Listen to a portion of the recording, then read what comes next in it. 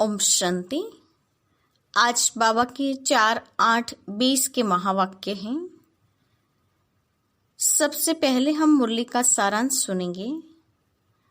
आज बाबा ने कहा है कि अक्लमंद बच्चे ज्ञान के इस राज को समझ जाते हैं कि ब्रह्मा कौन है, ब्रह्मा सो विष्णु कैसे बनते हैं, प्रजापिता ब्रह्मा का कार्य क्या है, वह कब होकर जाते हैं, वह कोई देवता नहीं है। ये सारे राज अक्लमंद बच्चे समझकर समझा सकते हैं। शिव बाबा अभी बोलता चलता तख्त ब्रह्मा के तन में आते हैं। जब वो ब्रह्मा के तन में आए तब फिर ब्राह्मणों को रचते हैं, अर्थात कि ब्राह्मणों को एडॉप्ट करते हैं और ब्राह्मणों द्वारा ज्ञान यज्ञ रचते हैं। इस राज को हम सब बच्चों को समझकर औरों को समझाने के लायक बनना है। लेकिन बाबा ने कहा जो अच्छी धारणा व अवस्था वाले होंगे वही इस राज को समझा सकते हैं। दूसरी बात बताई है कि सुखदाता बाप के बच्चे होकर दुख की फीलिंग आती है तो यह बहुत बड़ा कर्म भोग है। जो भी पुराने कर्म भोग हैं उसे योग बल से चुक्त करो। बाबा ने कहा कि ड्रामा के हर सीन को साक्षी होकर देखते चलो और याद की यात्रा में मस्त रहो। लेकिन बाबा ने कहा कई बच्चे उसमें फेल हो जाते हैं क्योंकि देह अभिमान में आ जाते हैं। देह अभिमान बड़ा धोखे में डाल देता है। और अंत में बाबा ने बताया कि पढ़ाई में गफलत नहीं करनी है। उच्च तकदीर के लिए पवित्रता की धारणा जरूरी है। अब हम मुरली की शुरुआत करते हैं। मीठे बच्चे, अकाल मूर्त बाप का बोलता चलता तख्त यह ब्रह्मा है। जब वह ब्रह्मा में आते हैं तब तुम ब्राह्मणों को रचते हैं। आज का प्रश्न है अक्लमंद बच्चे किस राज को समझकर ठीक रीति से समझा सकते हैं। अक्लमंद बच्चे किस राज को समझकर ठीक रीति से औरों को भी समझा सकते हैं। उत्तर है ब्रह्मा कौन है, वह ब्रह्मा सो विष्णु कैसे बनते हैं, प्रजापिता ब्रह्मा यहाँ है, वह कोई देवता नहीं। ब्रह्मा ने ही ब्राह्मणों द्वारा ज्ञान यज्ञ रचा है।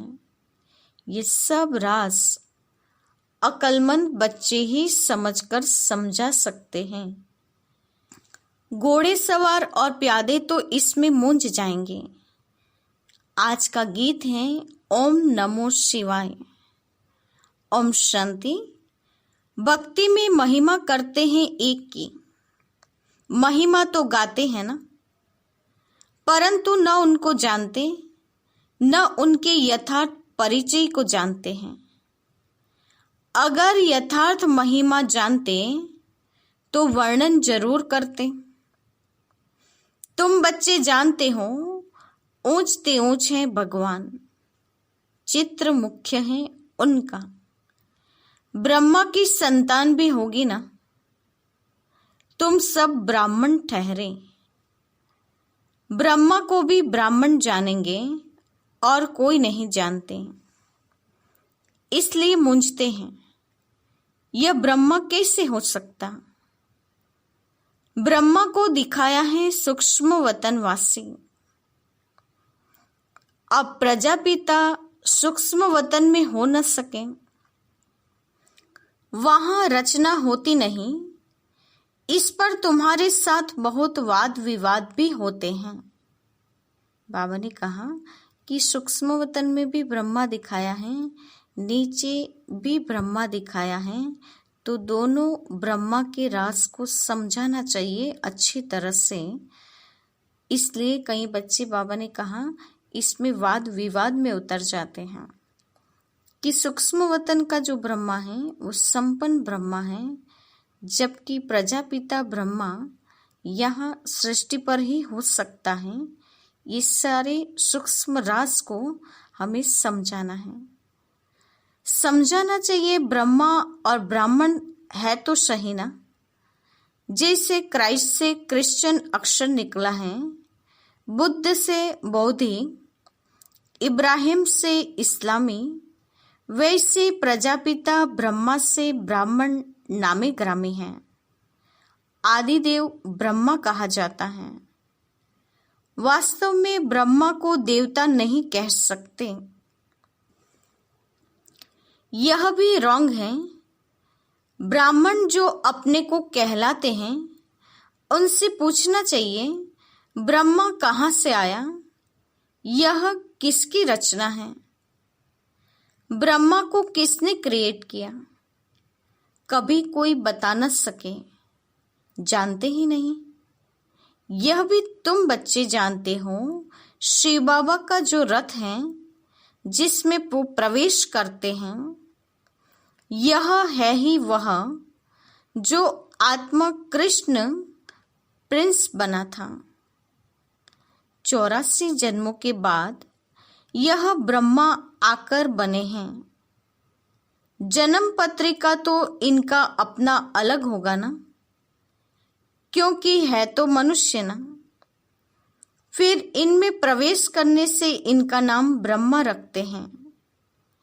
यह भी बच्चे जानते हैं, वही ब्रह्मा विष्णु रूप भी हैं, नारायण बनते हैं ना। 84 जन्मों के अंत में भी साधारण रथ है। यह शरीर सब आत्माओं के रथ हैं। अकाल मूर्त का बोलता चलता तख्त है। सिख लोगों ने भी फिर वह तख्त बना दिया है, उसको अकाल तख्त कहते हैं। यह तो अकाल तख्त सब है, आत्माएं सब अकाल मूर्त हैं। ऊंचती ऊंच भगवान को यह रथ तो चाहिए ना। रथ में प्रवेश हो, बैठकर नॉलेज देते हैं, उनको ही नॉलेजफुल कहा जाता है। रचता और रचना के आदि मध्य अंत की नॉलेज देते हैं। नॉलेजफुल का अर्थ कोई अंतर्यामी या जानी जाननहार नहीं है।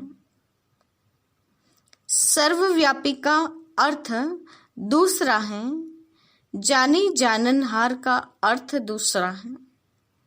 बाबा ने कहा नॉलेजफुल अर्थात अंतर्यामी या जानी जाननहार नहीं, लेकिन सृष्टि के आदि मध्य अंत को जानने वाले हैं। इस अर्थ में उन्हें नॉलेजफुल बताया है। मनुष्य तो सबको मिलाकर जो आता है सो कहते जाते हैं। अभी तुम बच्चे जानते हो, हम सब ब्राह्मण ब्रह्मा की औलाद हैं। हमारा कुल सबसे ऊंच है।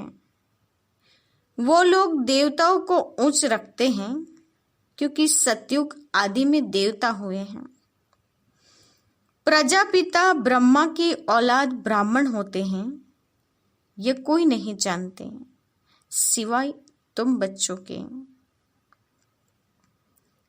बाबा ने कहा प्रजापिता ब्रह्मा की हम सब औलाद हैं, हम उस कुल के हैं। ये सारा राज तुम बच्चों की सिवाय और कोई नहीं जानता।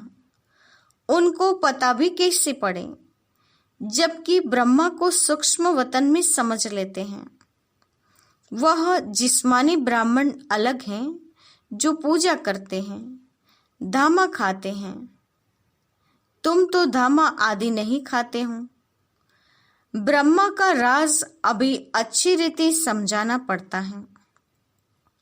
बोलो और बातों को छोड़, बाप जिससे पतित से पावन बनना है, पहले उनको तो याद करो, फिर यह बातें भी समझ जाएंगे। थोड़ी बात में संशय पड़ने से फिर बाप को ही छोड़ देते हैं। पहली मुख्य बात है अल्फ और बे। अल्फ यानी बाप और बे यानी बादशाही। जब बाप और वर्षे को समझ लेते हैं तो बाबा ने कहा धीरे धीरे फिर ब्रह्मा के राज को भी समझ लेंगे, लेकिन कई बातों में संशय आ जाने से फिर छोड़कर ही चले जाते हैं। बाप कहते हैं मामेकम याद करो, मैं जरूर किस में आऊंगा ना, उनका नाम भी होना चाहिए, उनको आकर रचता हूँ। ब्रह्मा के लिए तुमको समझाने का बहुत अकल चाहिए। प्यादे घोड़े सवार मुंज पड़ते हैं, अवस्था अनुसार समझाते हैं। प्रजापिता ब्रह्मा तो यहाँ हैं, ब्राह्मणों द्वारा ज्ञान यज्ञ रचते हैं तो जरूर ब्राह्मण ही चाहिए ना। प्रजापिता ब्रह्मा भी यहाँ चाहिए जिससे ब्राह्मण हो। ब्राह्मण लोग कहते भी हैं हम ब्रह्मा की संतान हैं, समझते हैं परंपरा से हमारा कुल चला आता है, परंतु ब्रह्मा कब था वह पता नहीं है। अभी तुम ब्राह्मण हो। ब्राह्मण वह जो ब्रह्मा की संतान हो, वह तो बाप के ऑक्यूपेशन को जानते ही नहीं। भारत में पहले ब्राह्मण ही होते हैं। ब्राह्मणों का है ऊंचते ऊंच कुल। वह ब्राह्मण भी समझते हैं हमारा कुल जरूर ब्रह्मा से ही निकला है, परंतु कैसे और कब वह वर्णन नहीं कर सकते। तुम समझते हो प्रजापिता ब्रह्मा ही ब्राह्मणों को रचते हैं, जिन ब्राह्मणों को ही फिर देवता बनना है। ब्राह्मणों को आकर बाप पढ़ाते हैं। ब्राह्मणों की भी डिनाइस्टी नहीं है, ब्राह्मणों का कुल है।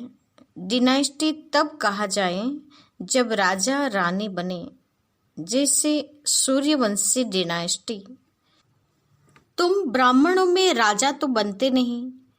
वह जो कहते हैं कौरवों और पांडवों का राज्य था, दोनों रॉन्ग हैं। राजाई तो दोनों को नहीं है। प्रजा का प्रजा पर राज्य है, उनको राजधानी नहीं कहेंगे। ताज है नहीं। बाबा ने समझाया था पहले डबल सिर ताज भारत में थे, फिर सिंगल ताज, इस समय तो नो ताज। यह भी अच्छी रीति सिद्ध कर बताना है। जो बिल्कुल अच्छी धारणा वाला होगा वह अच्छी रीति समझा सकेंगे। ब्रह्मा पर ही जास्ती बात समझाने की होती है। विष्णु को भी नहीं जानते, ये भी समझाना होता है। वैकुंठ को विष्णुपुरी कहा जाता है, अर्थात लक्ष्मी नारायण का राज्य था। कृष्ण प्रिंस होगा तो कहेंगे ना हमारा बाबा राजा है। ऐसे नहीं कि कृष्ण का बाप राजा नहीं हो सकता।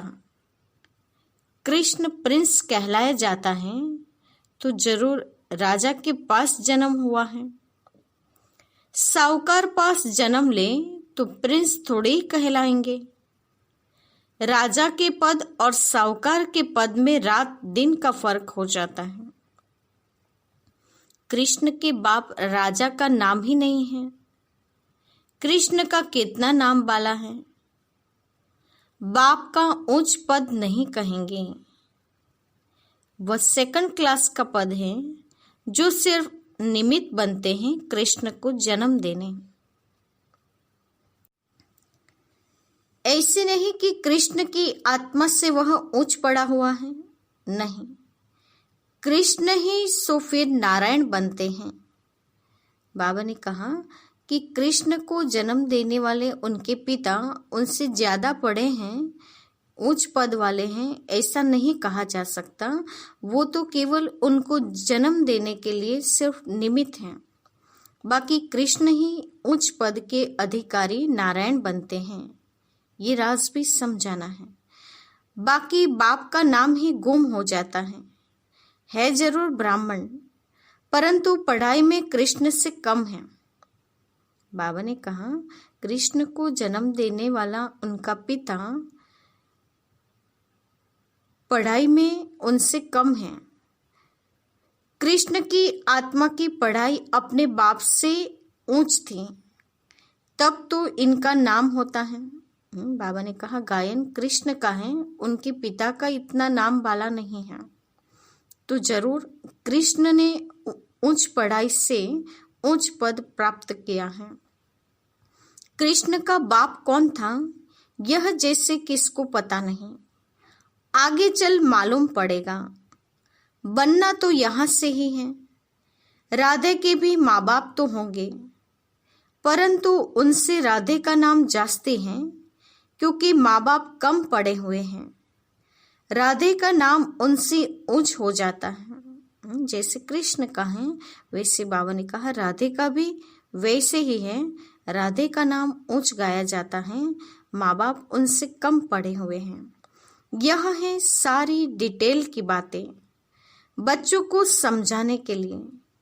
सारा मदार पढ़ाई पर है, ब्रह्मा पर भी समझाने का अकल चाहिए। वही कृष्ण जो हैं, उनकी आत्मा ही 84 जन्म भोगती हैं। तुम भी 84 जन्म लेते हो। सब इकट्ठे तो नहीं आएंगे। जो पढ़ाई में पहले पहले होते हैं, वहां भी वह पहले आएंगे। नंबरवार तो आते हैं ना। यह बड़ी महीन बातें हैं। कम बुद्धि वाले तो धारणा कर न सके, नंबरवार जाते हैं। तुम ट्रांसफर होते हो नंबरवार। कितनी बड़ी क्यू है जो पिछाड़ी में जाएगी। नंबरवार अपने अपने स्थान पर जाकर निवास करेंगे। सबका स्थान बना हुआ है। ये बड़ा वंडरफुल खेल है, परंतु कोई समझते नहीं है। इनको कहा जाता है कांटों का जंगल। यहाँ सब एक दो को दुख देते रहते हैं। वहां तो नेचुरल सुख है, यहाँ है आर्टिफिशियल सुख। रियल सुख एक बाप ही देने वाला है। यहाँ है कागविष्ठा के समान सुख। दिन प्रतिदिन तमोप्रधान बनते जाते हैं। कितना दुख है। कहते हैं बाबा माया के तूफान बहुत आते हैं, माया उलझा देती है, दुख की फीलिंग बहुत आती है। सुखदाता बाप के बच्चे बनकर भी अगर दुख की फीलिंग आती है, तो बाप कहते हैं बच्चे यह तुम्हारा कर्म भोग है। जब बाप मिला तो दुख की फीलिंग नहीं आनी चाहिए। जो पुराने कर्म भोग हैं, उसे योग बल से चुकता करो।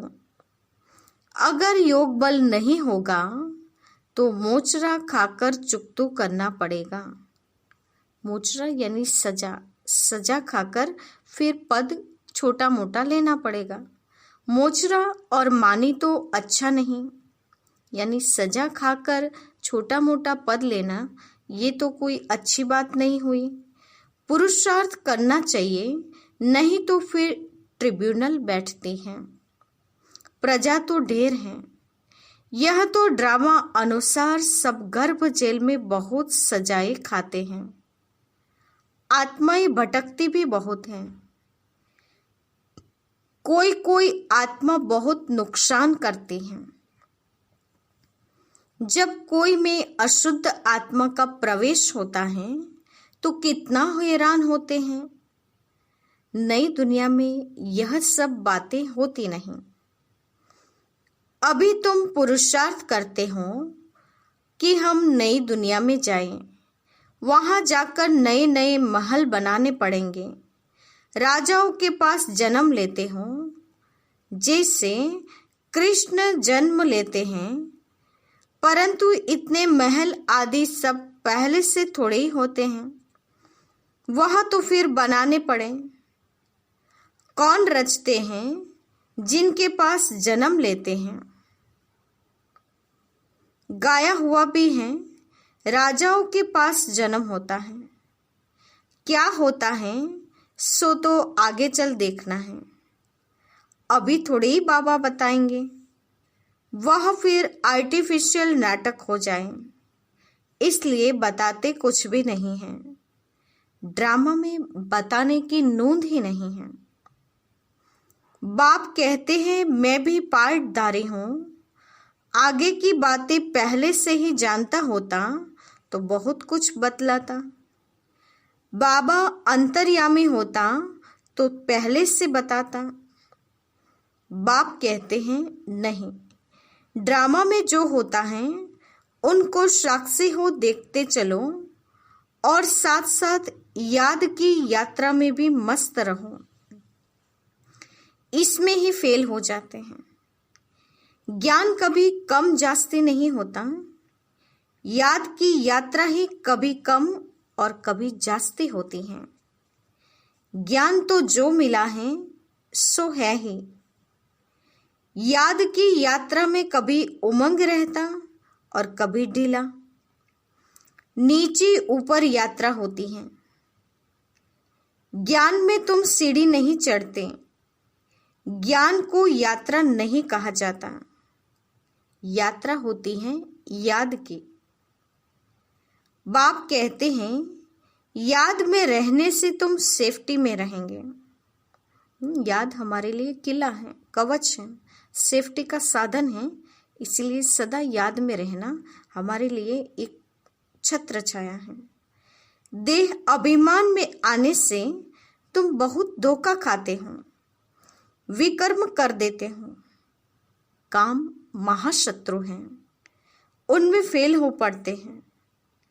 क्रोध आदि की बाबा इतनी बात नहीं करते। बाबा ने कहा काम सबसे बड़ा विकार है जो अधम पतित बना देता है, इसीलिए क्रोध के साथ उसकी तुलना नहीं की जाती। बाबा भी काम महाशत्रु पर समझाते हैं। क्रोध आदि की बाबा इतनी बात नहीं करते हैं। ज्ञान से या तो है सेकंड में जीवन मुक्ति, या तो फिर कहते हैं सागर को शाही बनाओ तो भी पूरा नहीं हो, या तो सिर्फ कहते हैं अल्फ को याद करो। याद करना किसको कहा जाता यह थोड़ी ही जानते हैं। कहते हैं कलयुग से हमको सतयुग में ले चलो, पुरानी दुनिया में है दुख।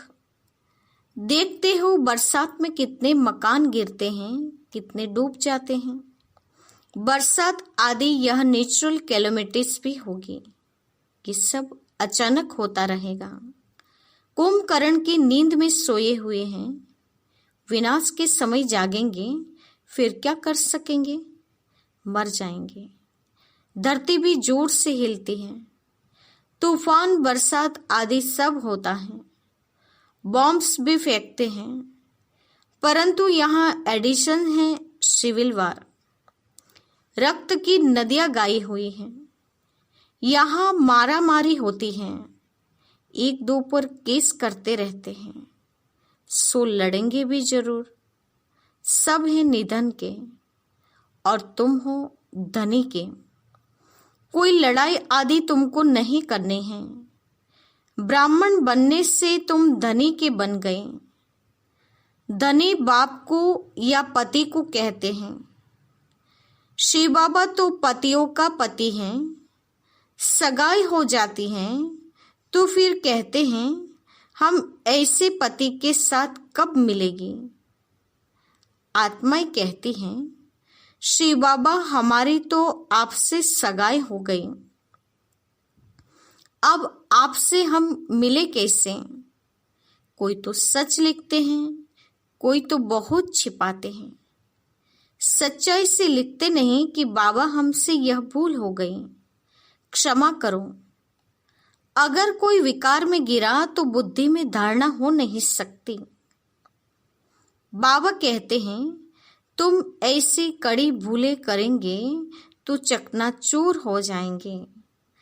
तुमको हम गोरा बनाने के लिए आए हैं, फिर तुम काला मुंह कैसे करते हो।